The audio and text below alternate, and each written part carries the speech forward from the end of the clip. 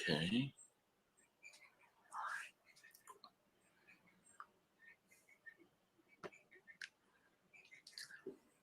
All right. Good to see everybody here today. So, welcome to the Jaybefaunt channel. I am your host, James Fauntleroy. The Jaybefaunt channel is available on some major podcast platforms like Anchor, Apple, Google, and Google Podcasts, so you can subscribe there. I'm also part of the Revolutionary Blackout Network, and you can find me there on the JB Show on Sundays at 1 p.m. Eastern Standard Time and at the Roundtable at 6 p.m. Eastern Standard Time. Please make sure to give this video a thumbs up. And if you're new to the channel, please, pretty please, with sugar on top, brown sugar, baby. That's what it's all about. Then you can make sure to smush down that subscribe button with your beautiful hands. I do promise you cookies or cheesecake or tiramisu. I can give it through the screen. But it's the thought that counts, right? I just want to give a shout out to all my patrons on Coffee. Just thank you for your additional support. And please know that I am deeply humble from the bottom of my heart. And I appreciate your contributions. I have all the patrons that are subscribed to my Coffee on the Chiron down below. So thank you all so much. A Comrade Misty. That's me. Say it again for the people in the back of the church. Comrade Misty. Comrade Misty. So good to see. Look, I had to take us to church today because you're leading a crusade. Or a cult, whatever you want to call it. Crusade, cause, whatever. And I am glad to have you here because this is something that I've actually wanted to talk about as well, because it's deeply important and it's not it's not ever present in the minds of a lot of people. And so I'm so glad that you're here. Thank you for having me. It's been a long time since I've been on a show with you, so this is exciting. It is, and I'm pretty excited too. Look, I had my breakfast already. So, like they say in the oatmeal commercials, I'm full and focused and ready to go. I had grits for breakfast. Can you tell? Love it. I love it. He had his Wheaties, everybody. He had his Wheaties. He's ready. I have Wheaties, yeah. Watch out, Socialist MMA. I'm coming for you. Uh-oh. No, I'm just kidding. He's going to kick my ass. But not just in policy. But I just want to say hey to everybody in the chat. Aspen Fallen was the first one in the building. So good to see you. Like to see hearts and Christmas hats. It's not Christmas, for everybody, but it's Christmas for me today, baby. That's what it's all about. Hobo Roadie, so good to see you. Welcome from Oregon. Anthony, nice to have you. I'm not sure if we met before, but it's nice to have you in here. I love Anthony. Uncle Warren, so good to see you. Crazy Uncle Warren. Crazy Uncle Warren. This is a good kind of crazy, right? Yeah, of course. Yep. Hash, good to see you again. I didn't forget you this time. Good to see you. And of course, I'm not. For a shout out to Sleepy Josh because he's typically your producer. I just want to give a shout out to him. I love me some Sleepy Josh. He works so hard. He really does. Yeah. David Warshower, JB and Misty. Yes, this is what it's all about. Lynette, nice to see you as well. Cape Socialist, good to see you. Oh, we're your favorites? Oh, that's nice. That is nice. Yep. Workers and Farmers, Government for Nationalization, good to see you as well. Trey Wright. Trey! Hi, boo-boo. Welcome to the channel. Nice to have you. Like, just put your feet up. And I don't care if it's 2:00 in the afternoon, smoke a bowl if you got them, and relax with us. Nice to have you as well. A dingo ate my baby. So good. Dingo. every single time. This is fun. I love Dingo. Yep. Gary, nice to see you. And in the 20th century reboot of slavery, the war on drugs is worth fighting for. Yeah. Let's end these war on drugs. E. Heller, so good to see you again. I noticed that too. Looks good, doesn't it? Matches my hair. Oh yeah. See, my moniker matches the hair. It's all with the oceany vibe. You know, water's my element. So that's how I get down. I was just like, you know what? Let's do a new background. I was like, nice. I like it. All right. Called you Mindy Moneybag. Yeah, that's what everybody calls me. What? I'm new to this. This is funny. Okay, so Pasta accidentally one time called me Mindy, and we all gave him shit about it. And then people online, my trolls, like to pretend like I'm super rich. That's why I have money bags back there. Oh. So they pretend like I'm like super rich, and so Steve came up with Mindy money bags. So that's where the money bags come from. That is hilarious. Yeah. Nice. All right, nice. Okay, and Chad Hi, Wilson. Chad. Chad's my friend.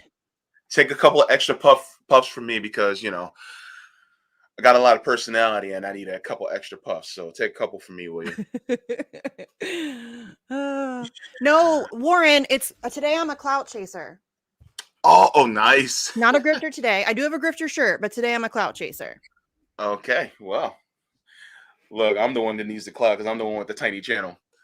So, but you're growing super fast. It's great. I'm going all right. It's just the algorithm just doesn't like us. Me neither. Yeah, you know, it's like, hey, these guys actually want to give people real, true freedom instead of corporate, you know, propaganda. So I guess we gotta kind of tamp down on them just a little bit, just so as much as I talk about Assange, I'm screwed. Yeah, me too. Well, I mean, I talk about different reasons, but yes, you too. Yeah, you know, I talk about so many things that basically get in the way of the super rich, and they're just like, yeah, no, this poor dude, no, cut his mic. So that's how they are with me. Mm-hmm. You know, but hey, we out here. So yep, not stopping. Yep, definitely. So just to let everybody know that Misty is part of the MCSE network. She also has a show called Facts on the Ground. And yeah, I'm not going to say the word for her other show. I'd rather her say it because I try to be respectful. It's bitch with Comrade Misty. It's fun. It's therapy. And so I just wanted to, you know, put that in there. And yes, Trey, thank you very much. Oh, Trey, you're so good for my self-esteem. Yeah, my self-esteem too, and I appreciate it. You know, and Trey, we only keep you. I only keep you around because you're good for my self-esteem. Right? And I keep you around because I just like you. No, we love you. So this is going to be a few questions. I'm not sure if you've been able to catch my show, but it's kind of like Inside the Actor's Studio, but it's with podcasters. Which I love because I'm not going to lie. I loved that show and I always wanted to go on it, but obviously I'm not famous. So I was never able to go on it. So I love it. Well, here you go. You're making my dream come true, JB. Yep. I'm going to be your James Lipton for today. I like it. I'm your chocolate Lipton. Oh, I like it. All right, let me stop. I'm gonna get myself in trouble. People are gonna start canceling me. People are gonna be like, JB is way too. I'm canceled 4 times a day. It's fine. Don't worry about it. But still, I'm ridiculous. I don't know how anybody could cancel you. You're so nice. Like, you're nice to everybody. Why would anybody cancel you? I don't know, but they'll find a way. Word. Yeah. So just, you know, to go on my first question. You're an activist and an advocate for press freedom and whistleblowers like Reality Winner, Chelsea Manning, Edward Snowden, Julian Assange, Stephen Dosinger, right? Yep. Can you give us a brief summary and how you got into that and what inspired you to move into the independent media space? Okay, so those are. We'll start with how I got involved in the free speech activism. I've always been kind of a free speech extremist. Mhm, I don't think that there should be limits on speech. I don't enjoy when people try to take speech away from other people. mhm, So I've always been very much in tune with that. But I would say, and I've always been a. I was a casual supporter of WikiLeaks from their inception. The mhm, collateral murder video completely changed my life. mhm, So I was always a supporter. I would buy merch and I would share the leaks and I would, donate to their funds and everything. But when he was pulled from the Ecuadorian embassy, that like lit a fire. I think that there was something in me that I don't know, and I feel guilty about it now. I was just kind of very complacent, I guess is maybe the word.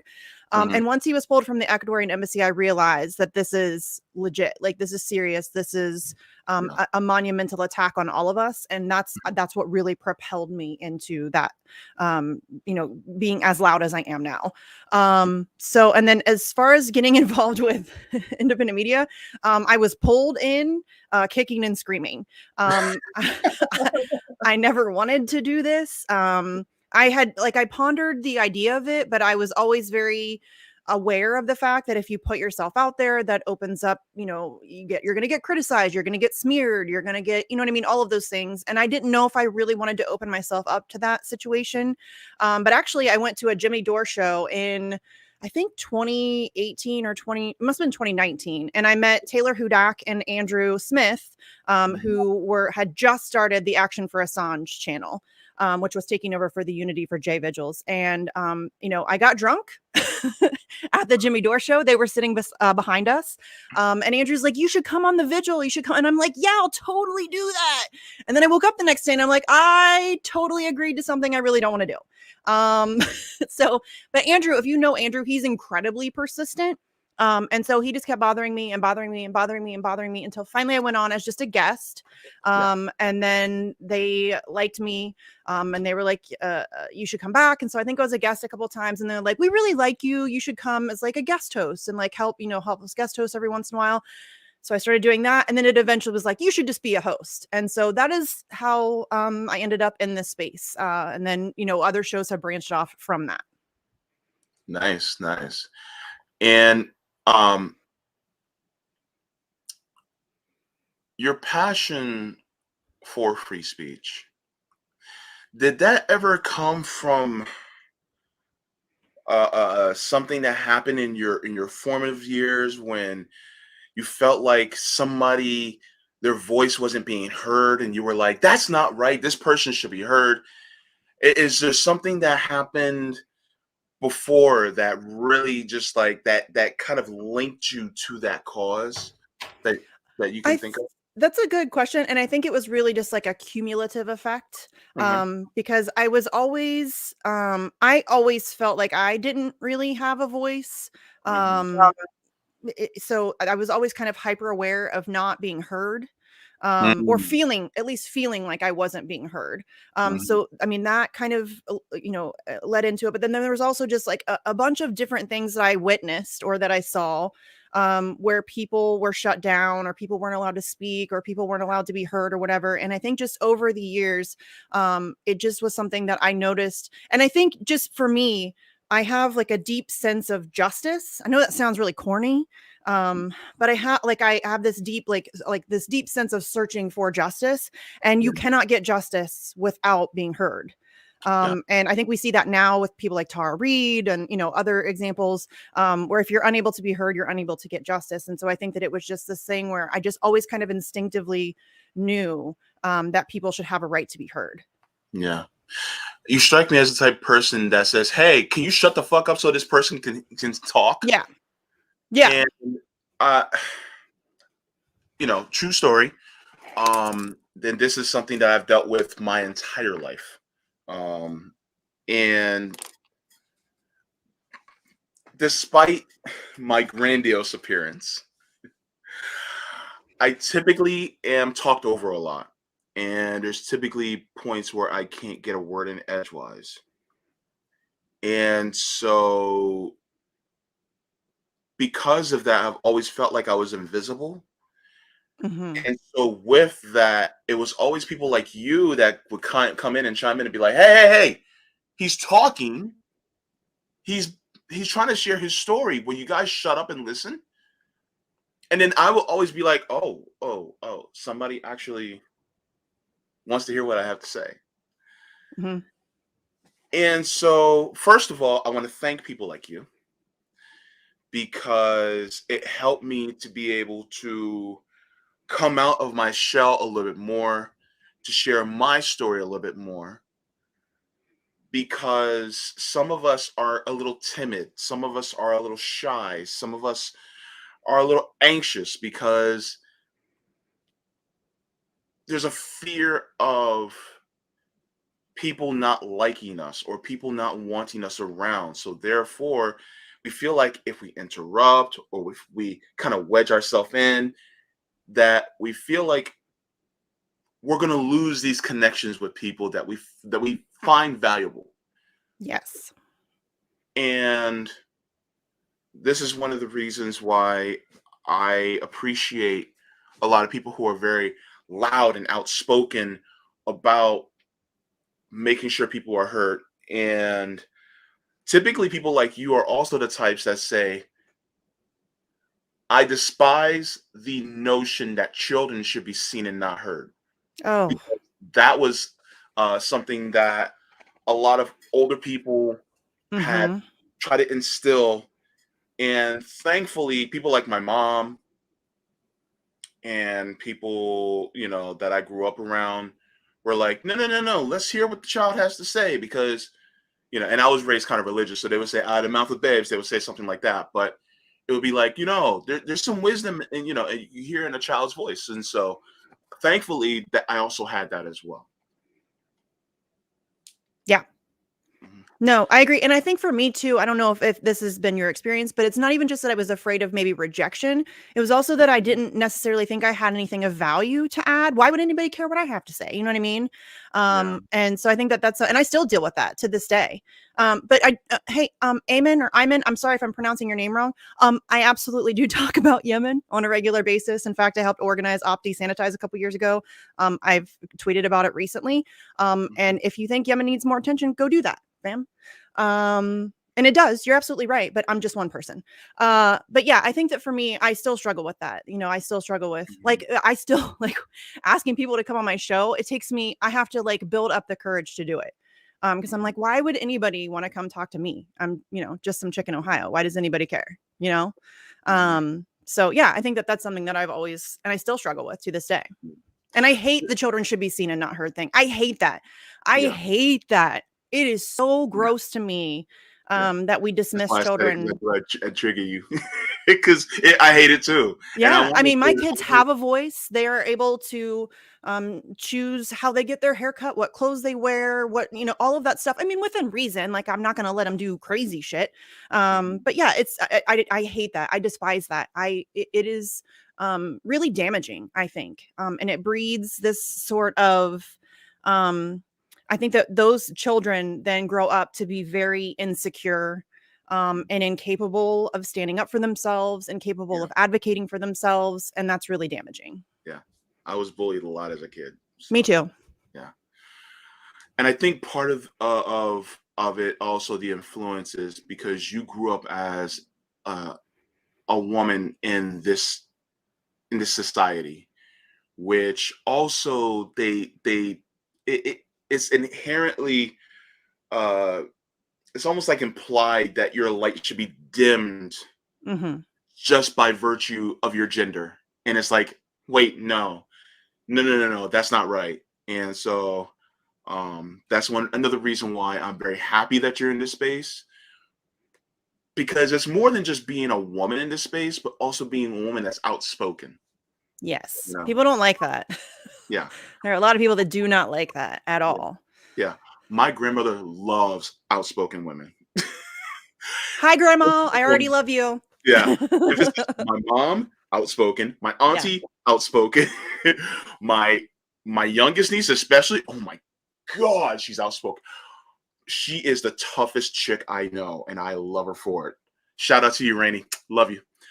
So, so this is one of the reasons why I have an affinity for outspoken women. So this is one of the reasons why I have so much respect for, Afeni and Sabby Yes. and Josana and Meg and so many of them. I just love them because they honestly outspoken women have actually spoken up for me many a times as I was growing up. So I appreciate them.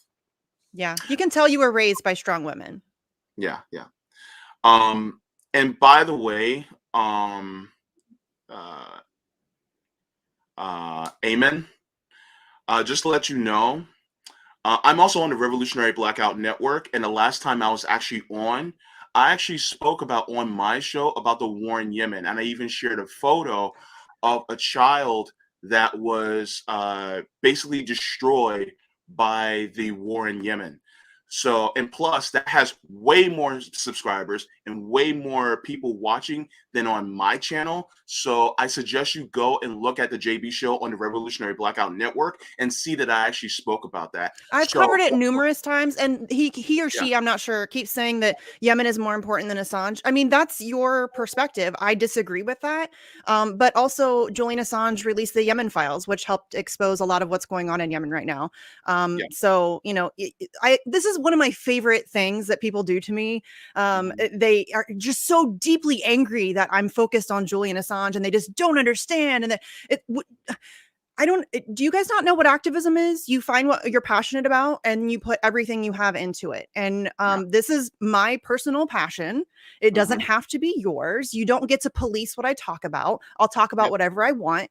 Mhm. And I'm only one person. So if you think that something like Yemen is not getting enough attention, or if you think something like Mumia is not getting attention, then you go get more attention for that. I agree with you. Those things all are great causes that desperately need more attention. But I, again, am just one person. Yep. I can only do so much, you guys. Yeah.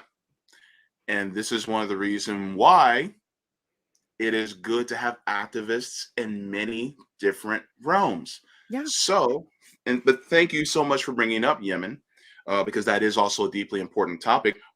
But we're also talking about whistleblowers who talk about things like Yemen. So, to my next question, I wanted to ask you is, well, you kind of already gave us a glimpse of your journey into the left. Um, Ugh. Whatever so, that means anymore. well, I mean, a lot of times people,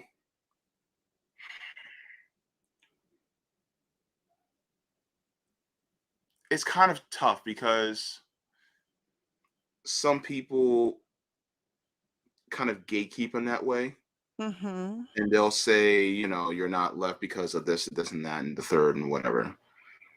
But I say that your advocacy for the rights of people that don't get trampled on by others, that's a quality of leftism.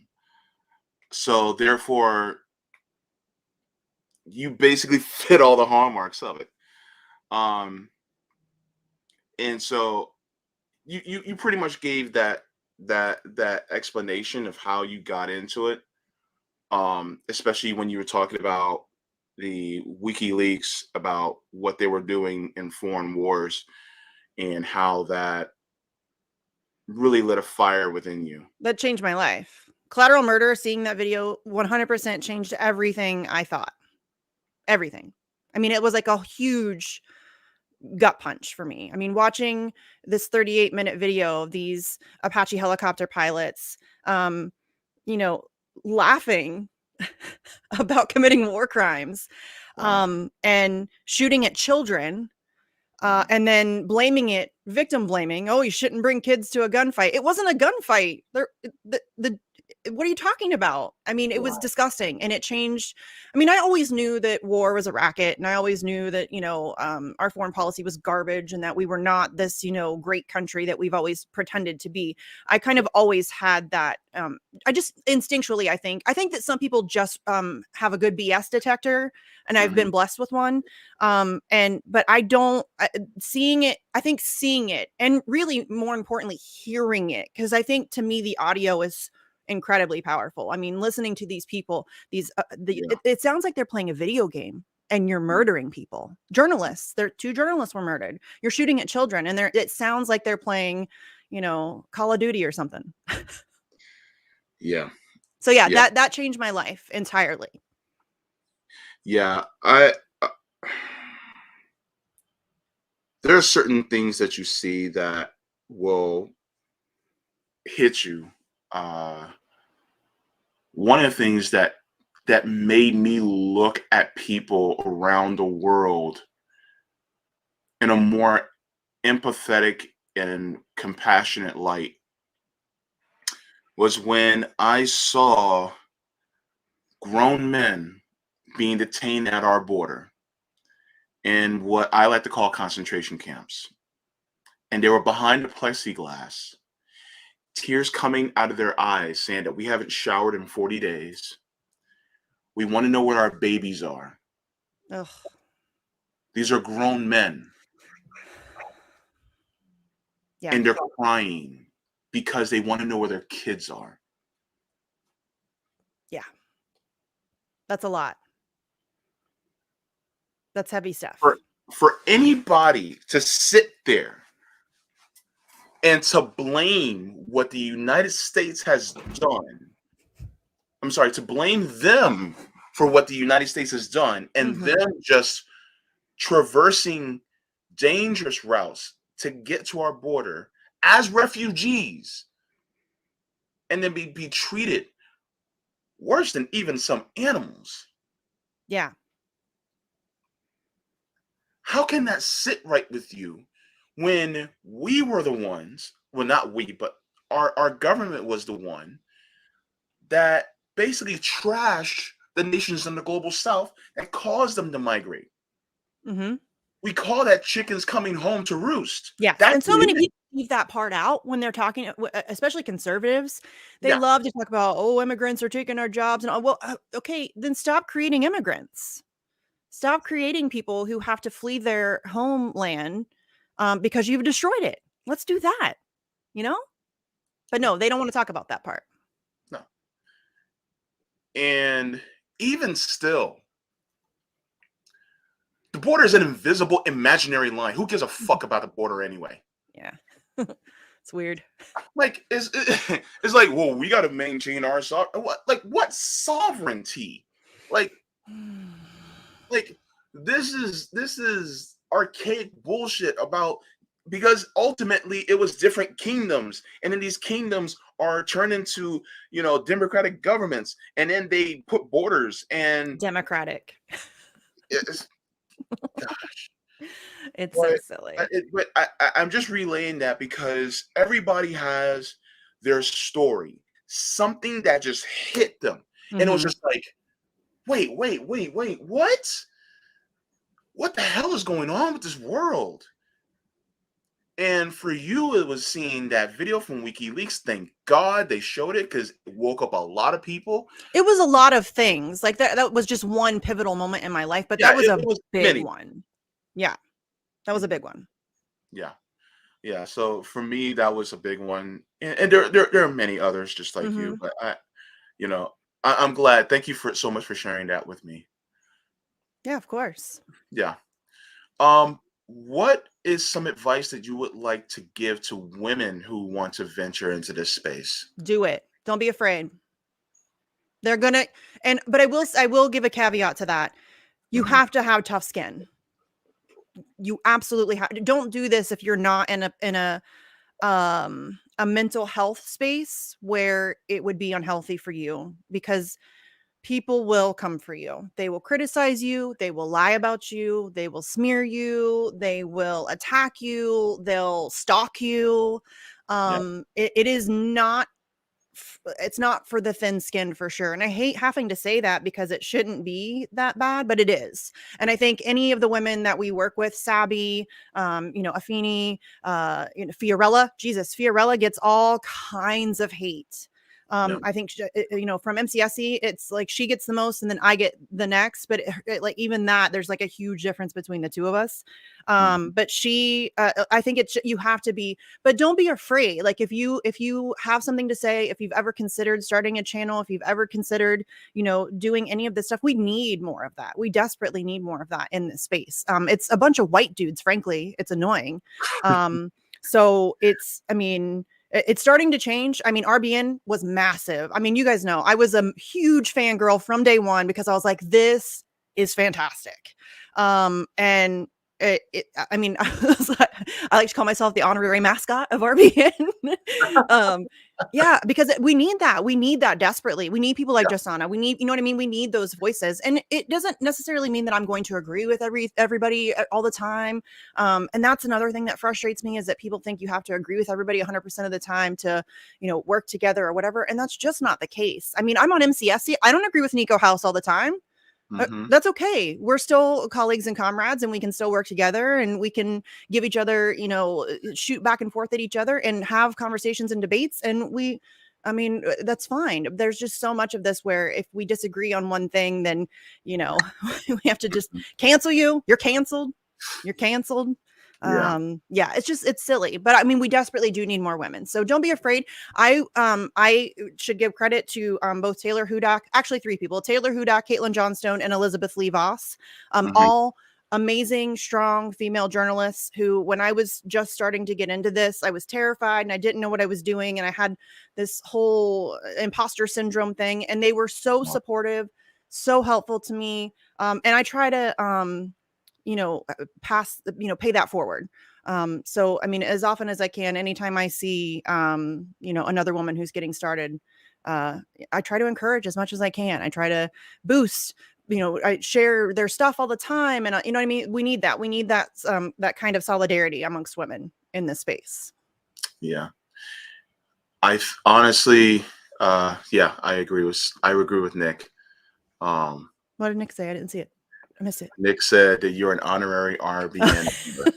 I still remember the day. I think it was on Bitch, but almost the entirety of RBN showed up in the chat, and Rome was trying to Suge Knight me, come to Death Row Records. I was dying. It was so funny. Cracked me up. Rome gets you too. He'll get you. He'll convince you. Yeah. No, he is very persuasive. That's for sure. But yeah, that was just funny. And I love you guys. I was immediately on board, huge supporter, shared all your stuff. And we have to do that. I mean, we have to do that in this space. Thank we do you so much. Yeah, and no, of course. Definitely, love you and support you as well. This is actually a very easy question to answer, Eagle Wing Turtle. What do you think the bare bones equipment for getting into the space is? Decent webcam with a microphone. Mm-hmm. I mean, that's bare bones. Yeah. I mean, obviously you need a computer and internet connection. Yeah. I mean, but truth be told, I'm gonna be real with you. Like Tony says, Rome streams sometimes from his phone. Yep. I mean, look. I'm gonna show you guys this. $30, Walmart. That's it. $20.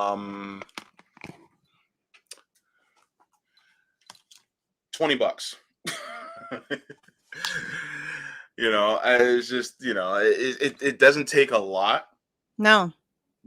I mean, the most important part is actually your voice. That's really the most important part of the whole process. And curiosity. Yes, and curiosity. Stay curious, ask questions, question everything. Yeah. Everything. Yeah. So, the next one I have is what is one of the biggest learning curves you had to learn when becoming a content creator? Technology. I'm terrible at it. I would say definitely technology. I'm so Like Sleepy Josh makes fun of me all the time. I don't blame him. Mhm. But I am really terrible at technology. I'm getting better. But I don't know how to like edit videos, and I don't know how to like set stuff up and all of that stuff. Like I'm still very much a noob when it comes to all of that stuff. So that's always really hard. You don't, but that's the great thing about doing this is you don't have to be able to do those things. You can live stream. You don't have to edit anything for that. You just have to know how to like get yourself set up with like a StreamYard or whatever, Mhm. so that you can get, your things out there.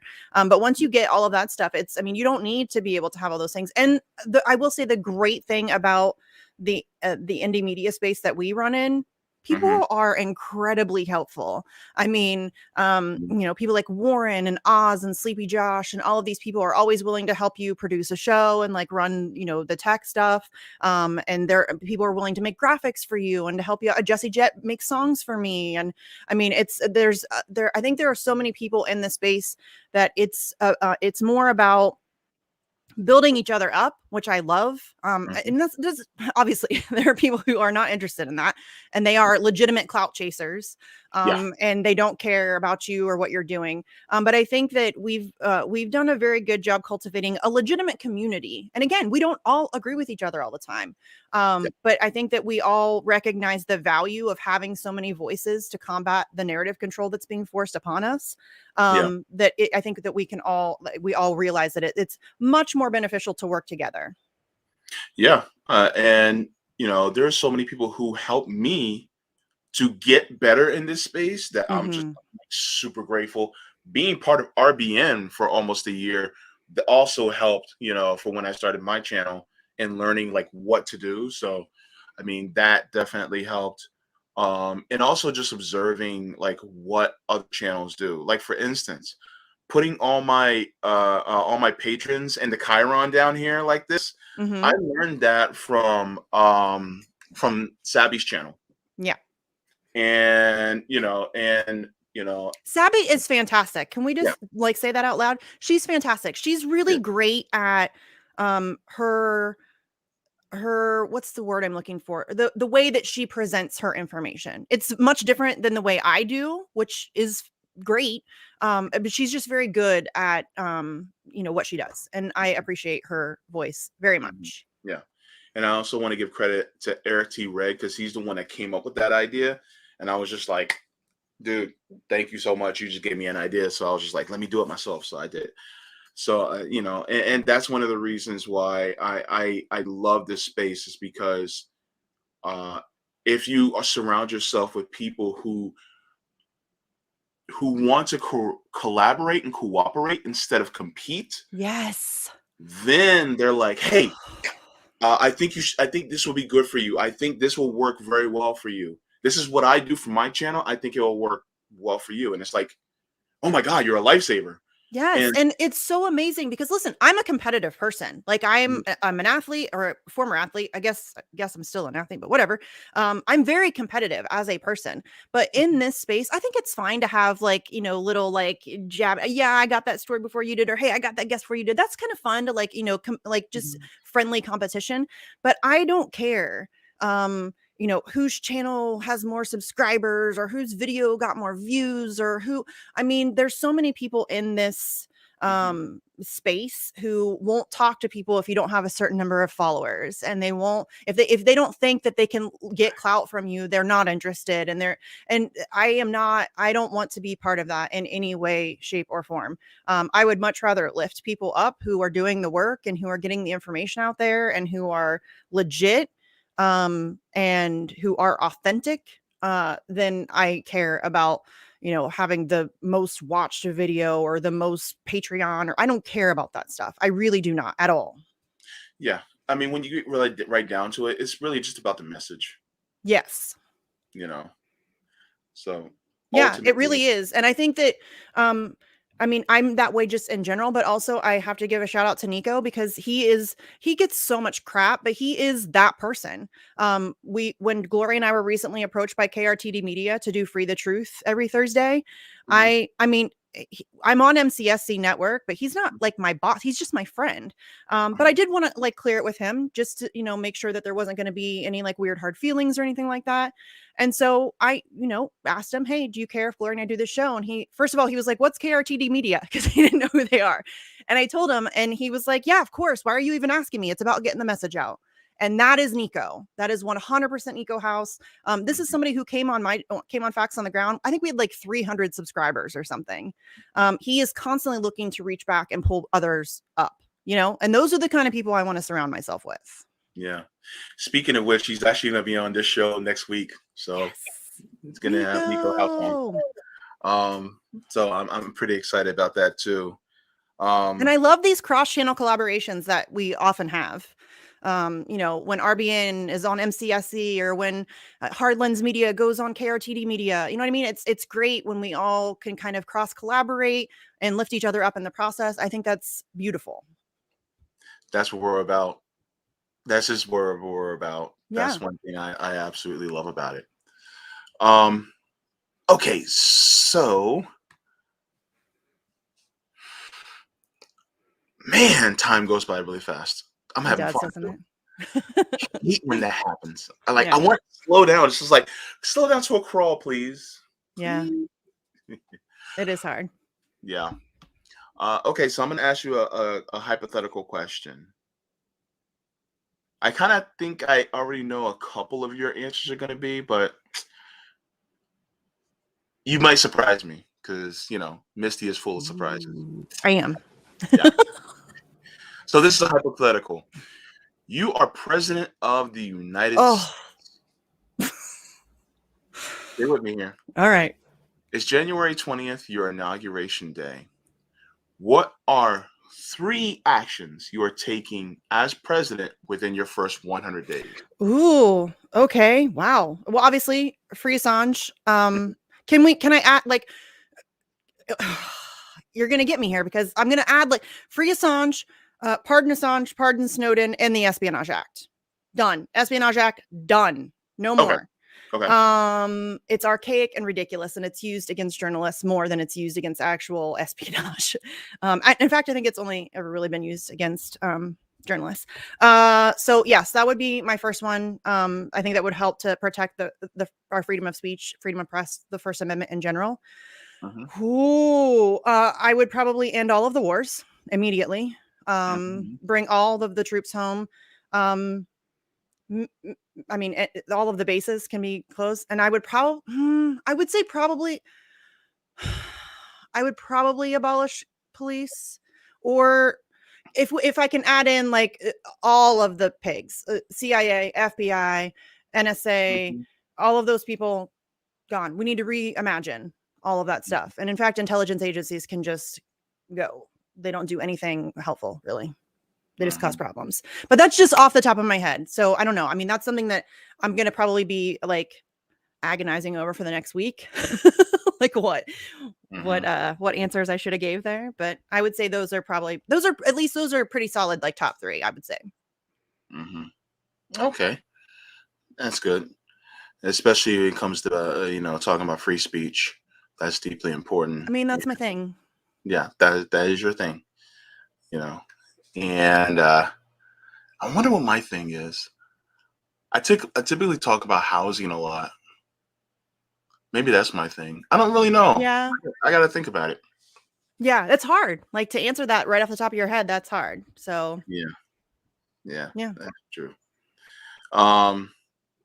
So what is something that you want to double down on in 2022? I've already promised to double my efforts to free Assange and protect press freedom and whistleblowers and dissent in general, because right now it really is. It's not, we say this all the time, it's not about Julian Assange. It's not about one individual person. It is about narrative control and silencing dissent. And you can see it in all different kinds, forms happening all around us. There are anti-protest laws happening all over the country. They're getting passed. Some are still, in certain phases of the legislative process, but there are anti-protest laws everywhere.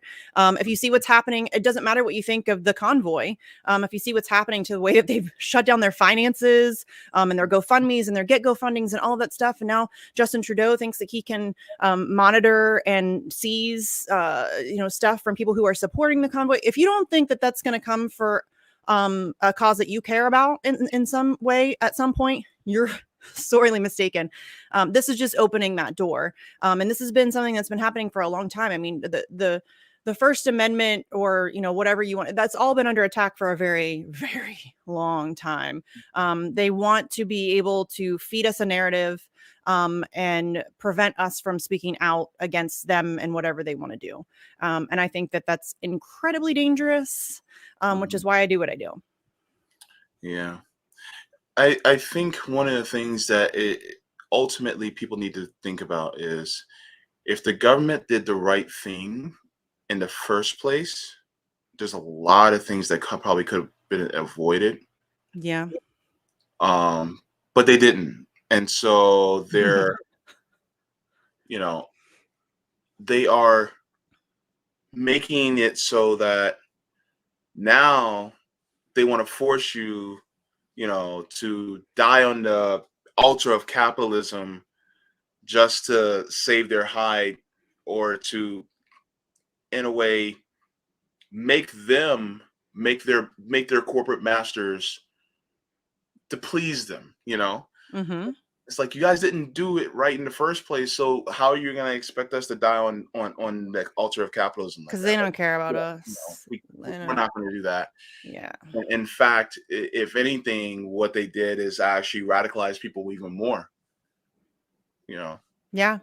No, and I hope that you're right about that. I really do. And I think that you are. I think that we're seeing, and I have a hard time, because I'm like, is that just wishful thinking?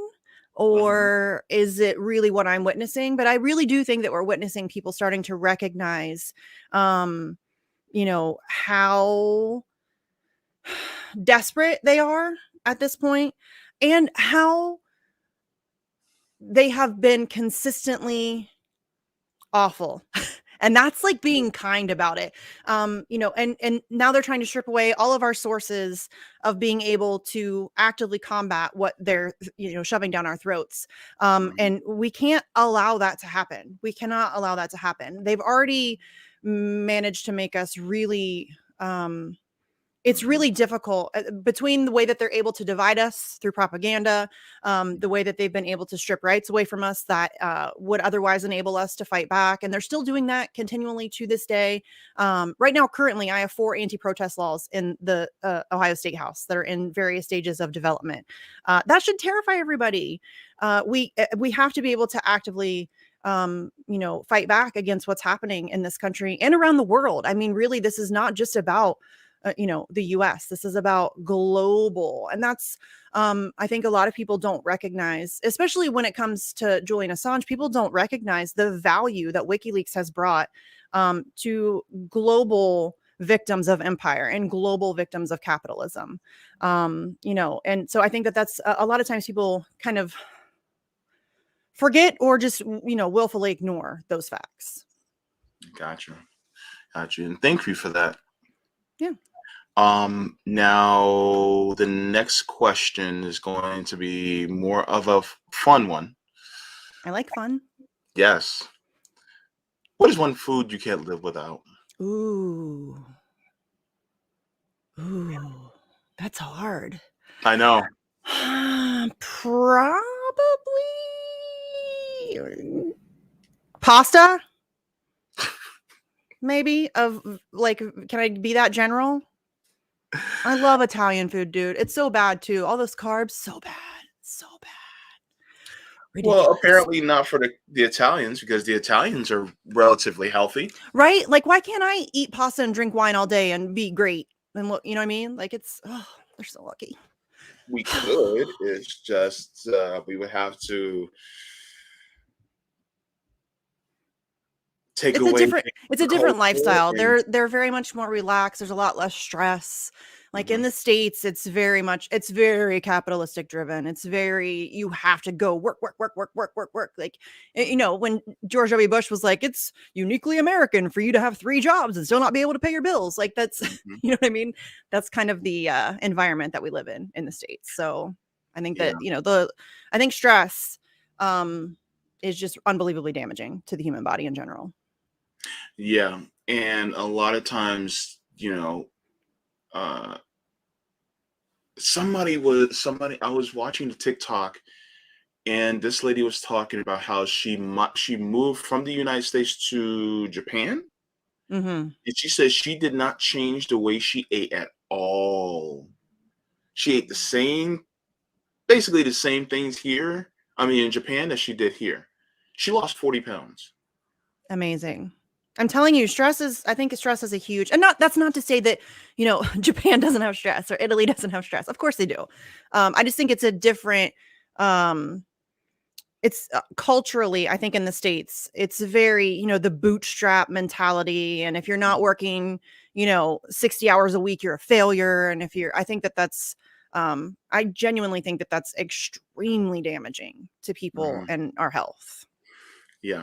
So I honestly think that once we can change the system, Mm-hmm. and it's not going to be overnight, but you'll see a gradual just effect with people,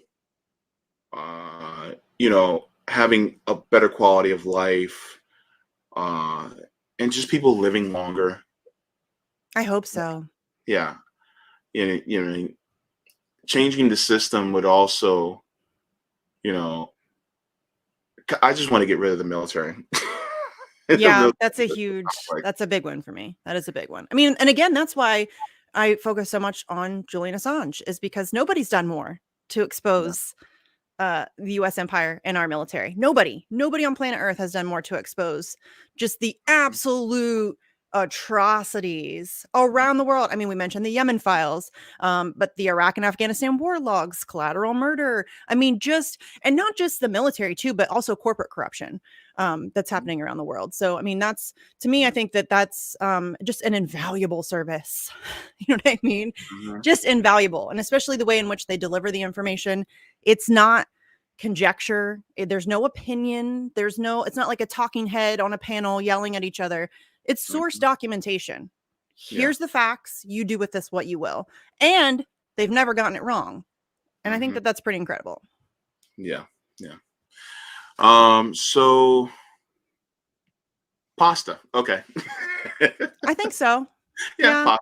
Pasta, maybe pizza. I don't know. That's a hard one to answer. That's the thing. You can't go wrong with pizza though. Yeah, but then you're gonna get the fam started in the fight about who has the best pizza. Everybody gets in like. I'm staying out of it. I just want to do taste testing. I'm with you. We should make these people because Kit from Hard Lens and Fee have this battle back and forth about who has the better pizza. I'm Chicago not getting or New York. I'm not either. It's fun to watch them fight about it, though. It is fun to watch them fight about it. JB will taste test though.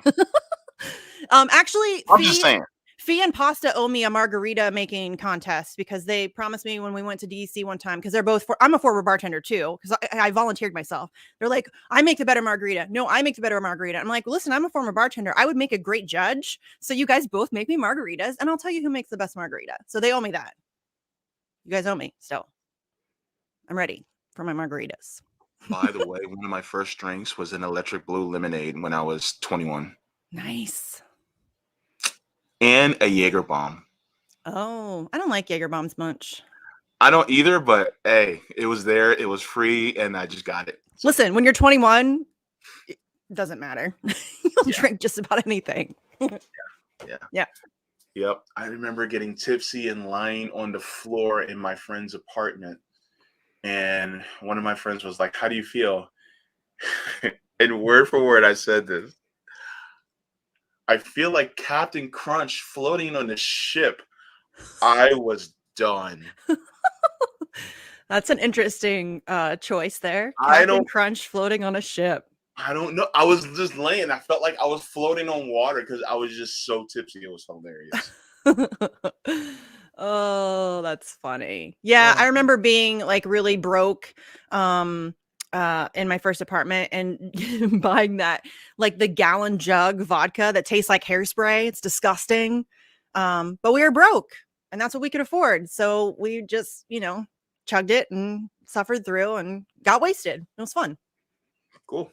Then we would, dance to Outcast and fall down the stairs and all that good stuff. You know what I Nice. mean? Yeah. So, what is your favorite curse word? Fuck. Universal. Yeah. I mean, it's so versatile. You can use it for everything. You know what I mean? There's so many different ways in which you can use it. And it's very, it's like a big exclamation point. You know what I mean? I like it. It's good. But I also like various like pseudo curse words like douche canoe, twat waffle. Like I like those like kind of creative pseudo, you know what I mean? Like they're kind of not really curse words, but kind of. They're fun. I like those ones. Sometimes I call people fuck nuggets. I like it. I forget who, but somebody used. Oh, I'm not going to say it because I don't want to get in trouble. But the C word nugget.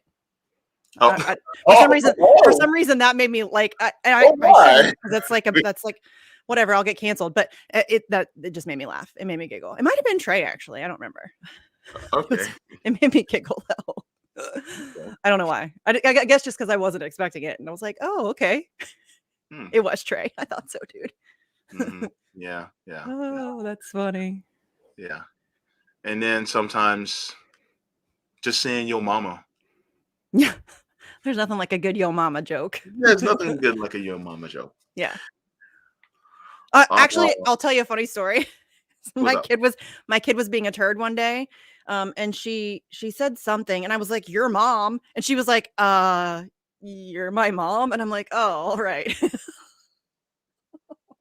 So I like, cell phoned there. It was great. It was awesome. Yeah. Okay. Now, last question, final one, deep one. You lived a long life and you're now on your deathbed reflecting on your life. What is the one thought you want people to remember about you?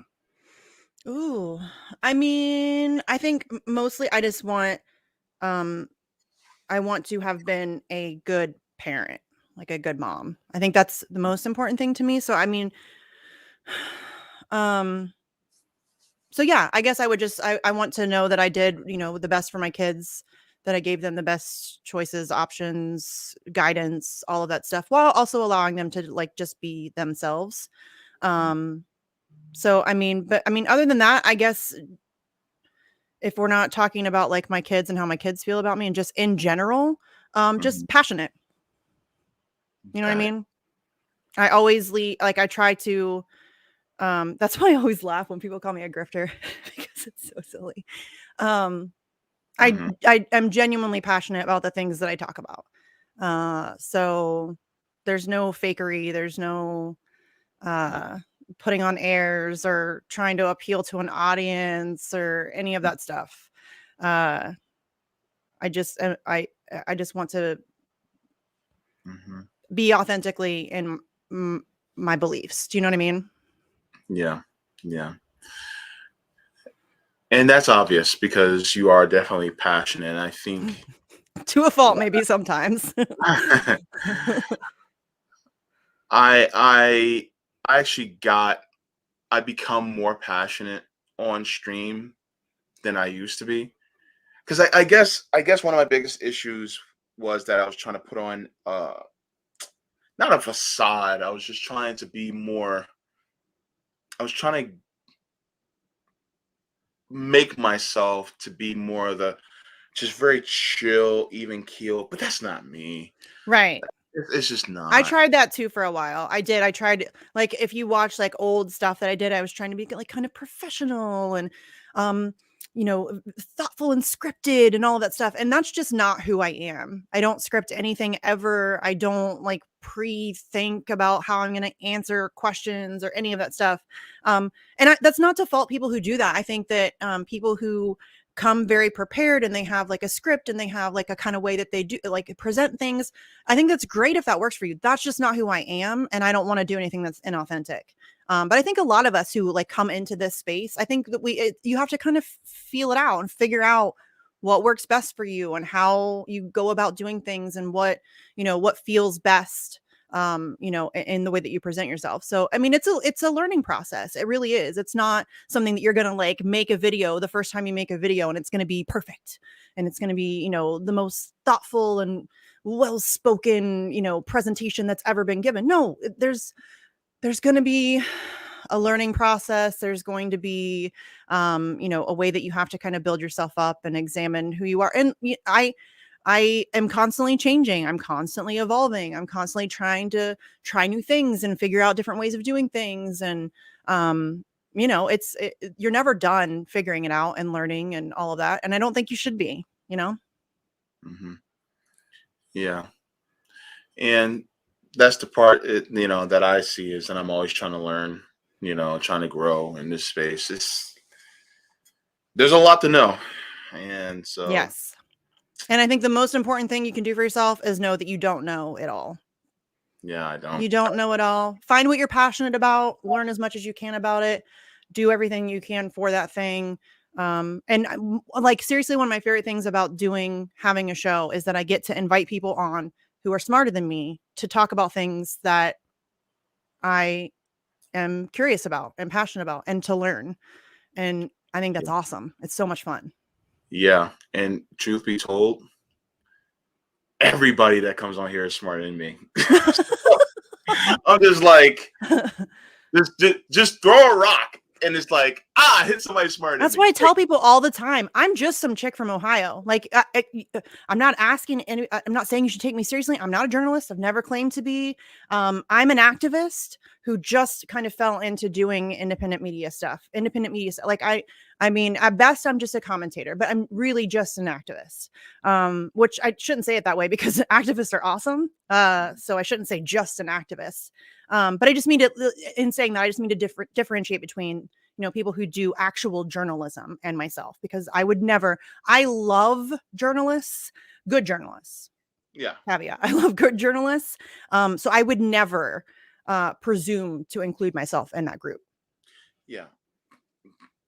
And I think a duty of ours is to, give more attention to them and uplift them. Like, I would love to have Aaron Mate on. Get him. Come on. I don't know if he'll ever, if he ever sees this, I would love to invite him on, but I don't know if he even knows I'm alive, but it's okay because my channel is tiny, tiny, tiny, tiny. I'm sure he's heard of you through RBN. I'm sure he has. And regardless, I think Aaron's generally pretty open to talking to just about anybody. I think most good, most good journalists are willing to go on any platform, regardless of subscriber count or whatever, because it's about the information. It's about getting the message out. It's about getting their work out. It's about exposing more people to the knowledge. So I think that, and I think I don't agree with Aaron on everything, but I think he does do great work. So I think that he would almost certainly come on your show. Yeah. Also, Margaret Kimberly, Danny Hypothetical, I would love to get on. Danny would come on. Danny's been on my show. He would totally come on your show. Yeah. We're talking. It's just he's kind of busy. Yeah, that's the biggest thing, dude. Everybody's so busy that scheduling, especially scheduling across time zones, gives me a headache. It's like trying to figure out, like right now we're trying to get Kit Clarenberg on, and he's Berlin time, and we're trying to figure out like what. Oh, it's so hard. It really is so hard. Yeah, I would like to get some international journalists on from different areas of the world. One of my biggest, and I could probably do it. Like I could call in favors to people, but I hate doing that. I don't know if that's weird, but I don't like doing that. But I really want to talk to Craig Murray. Really, really, really bad. He's one of my favorite journalists that's working today. And I would love to talk to him. That would be great. I want to get Rania Khalek. Yeah, Rania's cool. Yeah, I would love to get her on the show too. Because I would like to, talk to her, especially about what's going on in that region of the world, Mm-hmm. because it doesn't get spoken about enough. No.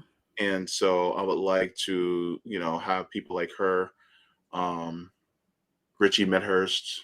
Oh, Richie. Richie was on the Vigil, and I think now he's too cool for us. Oh, okay. He was on the Vigil. It was like right before, and I wasn't even, I missed for whatever reason. I think my kid had something or whatever. So I didn't even get to like be there for it, but he was on the Vigil, but it's hard to get a hold of him now. He is also very busy. So Yeah. you know how that goes, which is great. I mean, that he should be busy, Yeah. Yeah. And so this is one of the, I wanted my channel to be a channel that uplifts like the voices, especially that aren't listened to as much, Mm-hmm. especially in mainstream media. It's like if mainstream media is not going to do it, then I'm going to do it, And that's another reason why for this channel too, because I mean, I'm big and loud, so you know, I can be like, relate. "Hey, Yeah. I think they people got an hate that. they got something that they gotta let us know about." So that's one of Yeah. the, People I don't like when I'm loud. I really don't care though. I don't care. people who typically want you to be quiet, and this is anybody, and especially towards women. If they want you to be quiet, it's because they don't want you to tell the truth. Yeah. I That's a say big this, part of it. yeah, I say this to all women, both trans and cis women. Speak up.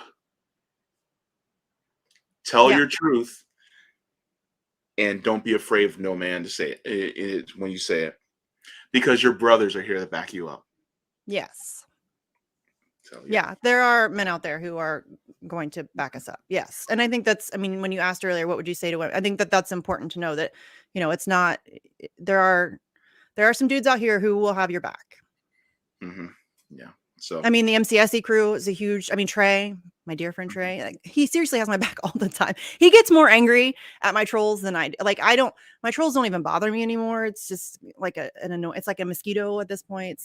They're funny. They're not very bright. I really do have the dumbest trolls on Twitter, Jay. Oh, I really do. They're so bad.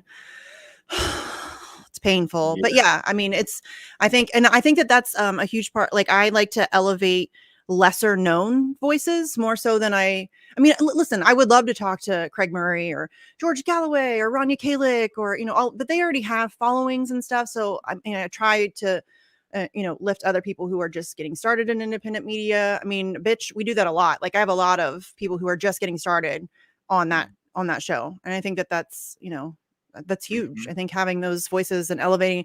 I mean, when RBN was just getting started, there was like 3 weeks where I was on your shows or you were on my shows. It was like, you know what I mean? There was like a 3-week period where we were just on each other's channels all the Yeah. time.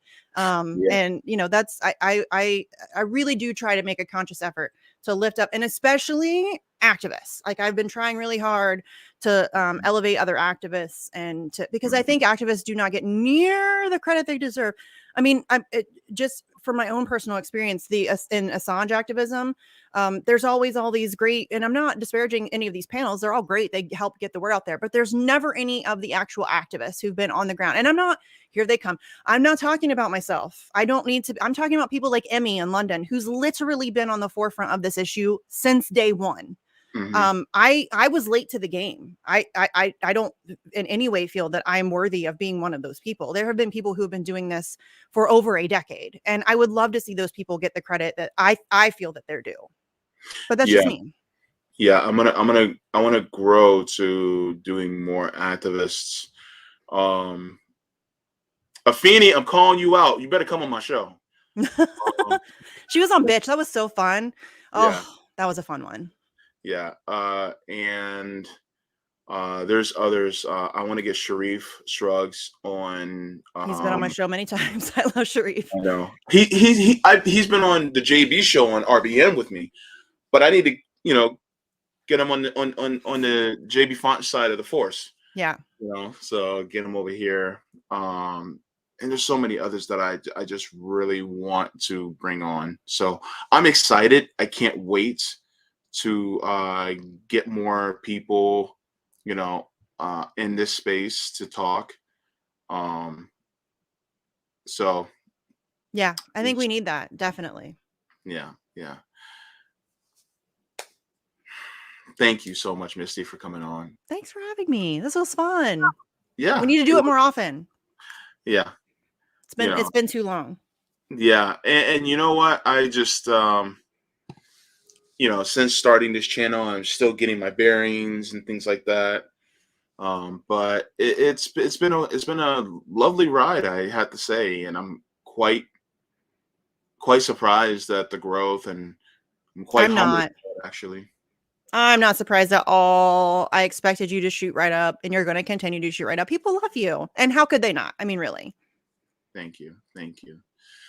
So, by the way, everybody, if you're not following Misty, or if you're not subscribed to her channel, I put those links in the description below. I'm on Twitter all the time. You can find me there. Yeah. I'm trying not to sneeze for some reason. My nose is like, I just had that like no, 5 minutes ago. 5 minutes ago, I had that same thing. I was like, oh, I'm going to sneeze on camera. Oh, I'm going to sneeze on camera. I'm like, no, I'm not going to do it. Yeah, it went away. Make you want to do it. My nose, like, no.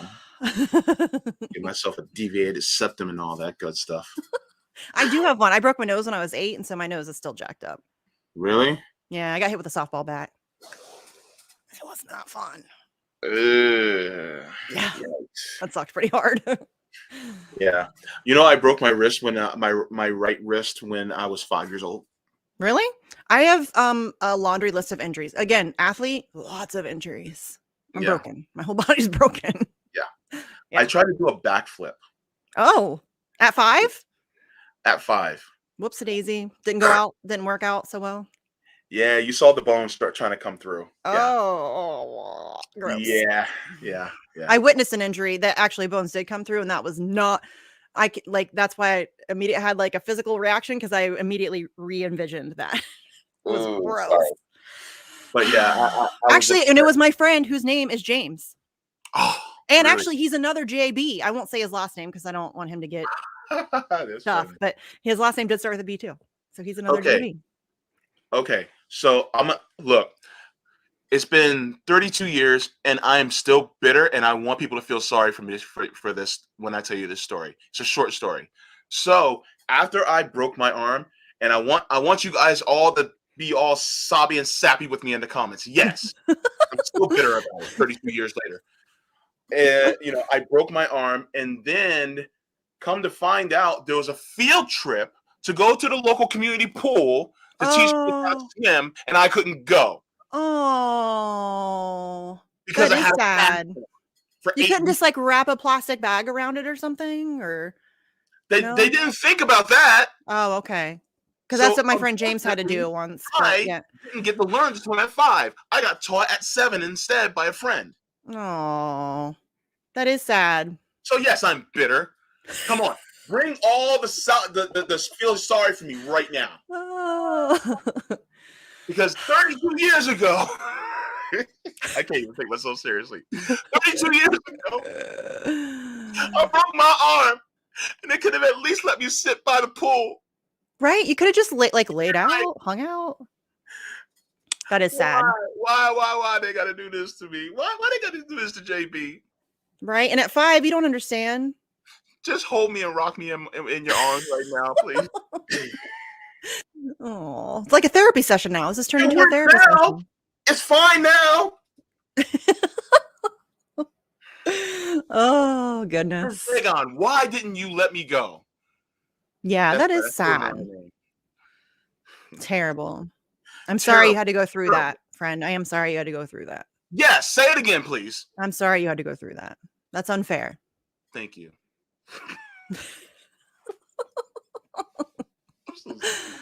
Oh, goodness. Can you imagine me high? Oh, God. No. Although I would pay to see that, actually. That would be fun.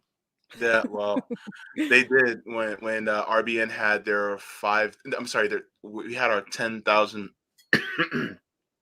our 10,000 subscriber celebration. I had edibles. Ooh. Did you guys want to see me high? I don't know if I saw that one. I'll have to go Yo, back and look. let me tell you, I was gone. Look, I was off to see the wizard. That's how high I was. Oh goodness. I I bet was that was I'm gonna have to go watch that now. I feel like I I missed was that one. like everybody else is talking. I'm just like, Oh, that's so funny. yeah. So look, thank you so much for coming on. I don't want this conversation to end, but it is what it is. Yeah, You whatever. know. And please make sure to view Facts on the Ground as well as Bitch. yeah. I was trying to figure out a different way to say it, but I didn't want Bitch to say is it. fun. It's just like a 2-hour therapy session every week. And I mean, it is what it says. We just bitch. We just complain for 2 hours. It's fun. Definitely.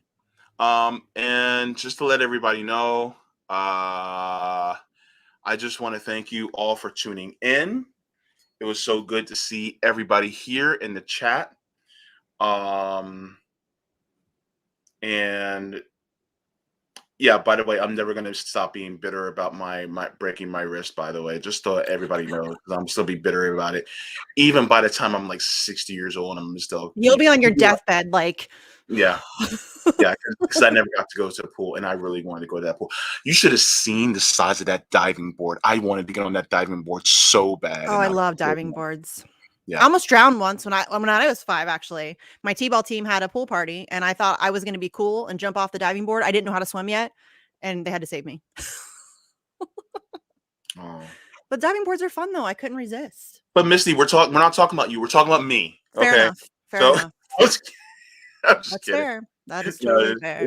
I'm so look. See what happens when you get me when I'm in a good mood. I love you in all your moods, dude. Really? Yeah. I like salty JB. I like snarky JB. I like happy JB. I like the JB lean. I love it. All of it. Just as long as you don't see hangry JB, because hangry JB is not a good JB. Listen, I don't think anybody's fun hangry. Nobody is. None of us are. No. Yeah. No. Yeah. I need a Snickers. I'm not me when I'm hungry. Right. Yeah. I think we're all the same. Mm-hmm. By the way, it's time for y'all to go get something to eat because I don't want you guys to be hangry with me at all. Yeah. So once again, if you guys do wish to support my content, you guys can buy me a coffee and subscribe to the coffee is coffee.com/Jaybefaunt. It is in the Chiron scrolling down below. And what else is there to say beyond I just look, drink plenty of water, please. Hydrate. Drink plenty of water. And I wish you love, peace, coconut oil, because it's good stuff. And smoke them if you got them.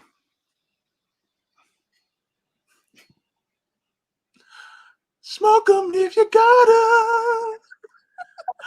I love you all. Oh,